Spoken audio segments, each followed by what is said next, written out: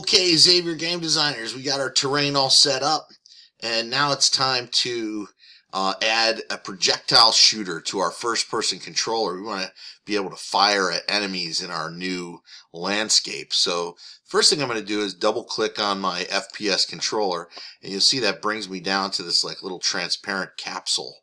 And if I use my little gizmo, I can move him up and down. And you can see in my game view how he moves up and down. And you see how he's disappearing into the ground there? I don't want him disappearing into the ground. I'll put him right there so he doesn't have far to fall when we start the game. And the first thing I'm going to do with that FPS controller highlighted is I'm going to add a new game object. I'm going to go game object 3D object sphere. And that drops a little sphere, and you'll notice the direction that the camera is pointing. If I pull back here, you might be able to see it if I click on the FPS controller. See, it's looking in this direction. That's the view of the camera. So if I drag that projectile, if I drag the projectile forward, oh, there it is, comes right into view, right? I might want to bring it up a little bit and out like that. Oh yeah, so it comes like right out of my viewpoint. Maybe a little bit lower, like if we were shooting it out of a gun or something like that. And it's a little big. So I'm going to go 0.5 on each of these. And that's all three of my scale transforms, right? 0.5 for each. And you can even go smaller if you want to, but I think that's fairly good for now. And I'm going to add a new material. Create material. Where are you, material? There you are. And my new material is going to be called Projectile Skin, and I'm going to change the color of that to sort of a dark red just to make it look a little more interesting than it does right now. And I'm going to drag that material onto my sphere. Boom.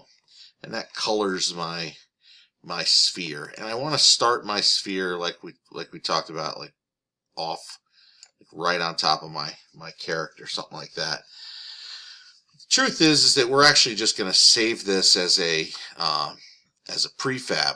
So I'm going to name it Projectile, and we're going to tag it. We'll tag it as bullet and save that. And make sure that we add that tag. There we go. So we have to create the tag, right? And then we have to actually, select that tag from the list. And it's got a sphere collider, but we also want it to like have gravity so that it falls to the ground after a little while. So we're going to give it a rigid body. So I'm going to add component rigid body. And there you go. You don't have to mess with any of this. We'll just keep the constraints turned off. And so we've got our projectile. Now I need a folder for my prefabs. So I'm going to create a new folder called prefabs. Oops, prefabs. No. There we go. Prefabs. And I'm going to take my projectile. Well, we still need to add a script to this, right? So let's add also a scripts folder just to keep this project somewhat organized. Script folder, and I'm going to go in my script and I'm going to right click and create a new C# script, and we're going to call this Projectile Shooter. Projectile Shooter. And I want to double click on that to open that in Visual Studio. And if you'll navigate to, while we're waiting for Visual Studio to open up, navigate to our classroom site and you'll find the Projectile Shooter script. We can copy that and go back over to Unity while we wait for Projectile Shooter to open in Visual Studio. Here comes Visual Studio now.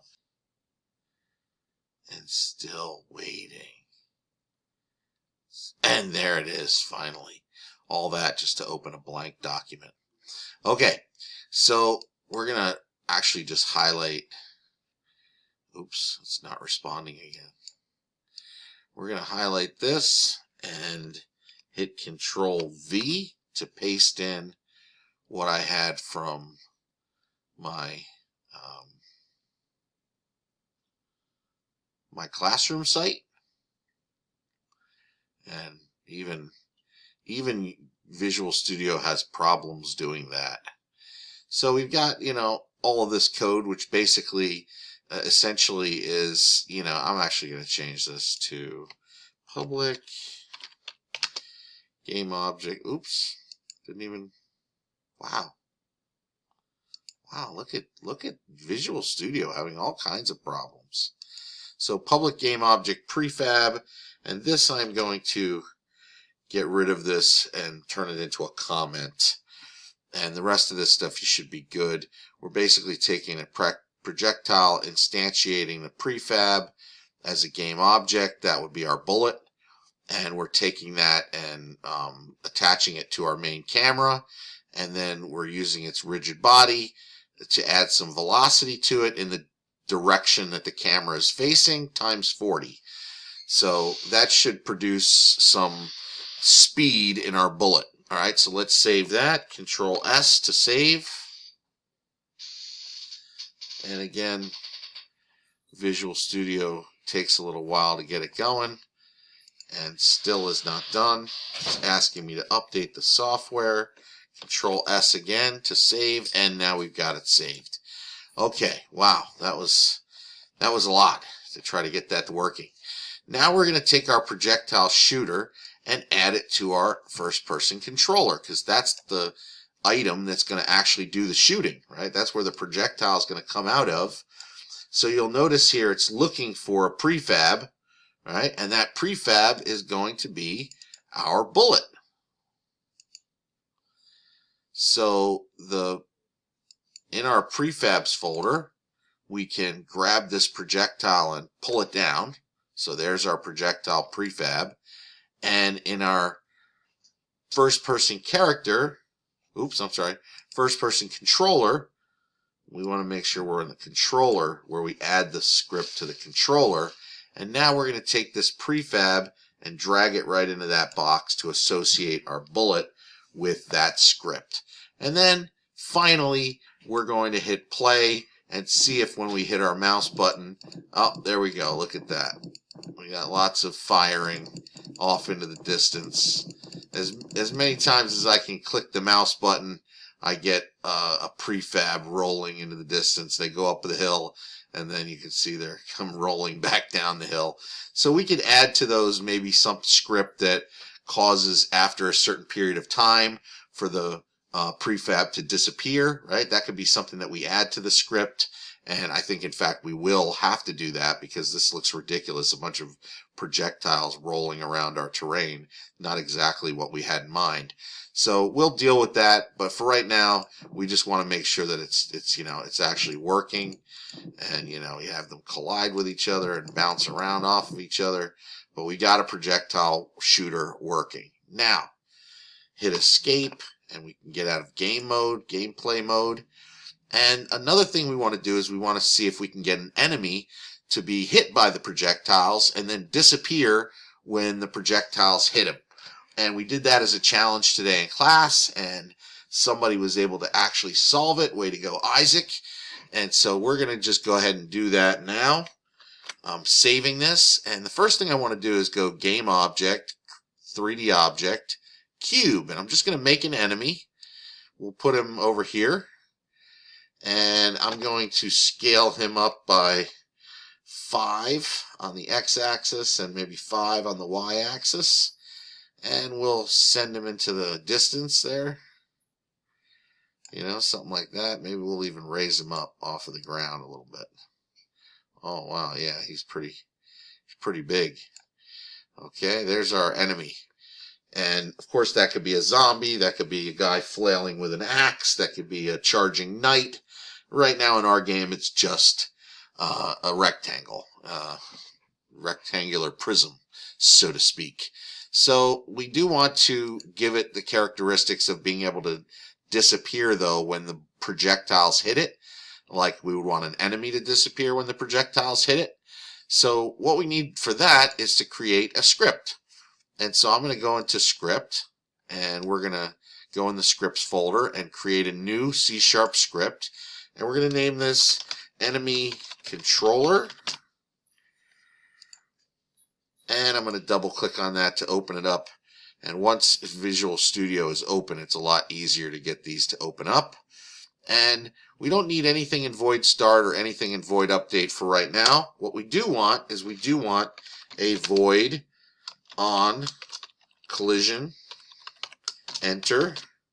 And this is not 2D anymore. This is just 3D. So we don't need to put 2D after on collision enter. And then open close parentheses, open close curly brace, because this is a new function that we're writing. And in here it should say collision target. And we're going to use a similar method that we used in our 2D game to get our player to disappear when the enemies touched him. But in this case, we want the projectile to cause the disappearing. So we're going to say if, there's a conditional, so it's got a logical test, an open close parentheses, and an open close curly brace. And what is the logical test? If what is true? Well, if this is true, if the target dot game object dot tag equals or is the same as, what did we tag it? Bullet. Then what do we want to have happen? If this object that has this enemy controller script on it collides with something tagged bullet, we want to destroy game object. And you've done that before in some of your other projects, so that's easy to look back and see how that was done. And that's it for this script. We're going to save that, Control S, and then I'm going to go back over to Unity, and I'm going to take this enemy controller script, and I'm going to drag it onto this cube. And just so we know what's what, I'm going to name this cube enemy. And let's see, I've got enemy, I've got the enemy controller script on there. I have taken my projectile and given it the bullet tag. I think we're all set. Let's give it a go. Play. And now I just want to fire at this thing. Boom! And you can see it disappears. That simple. Good job. I hope you got yours to work. If not, we'll take a look in class and I'll help you get it to work. Not a problem. We'll make sure we get it working. So that once again, I can fire projectiles that way. As soon as they hit the guy, he disappears. Maybe next we'll set it up so that it takes multiple hits in order to kill the enemy. That's another thing we can adjust in the enemy controller script. Okay, great job, guys.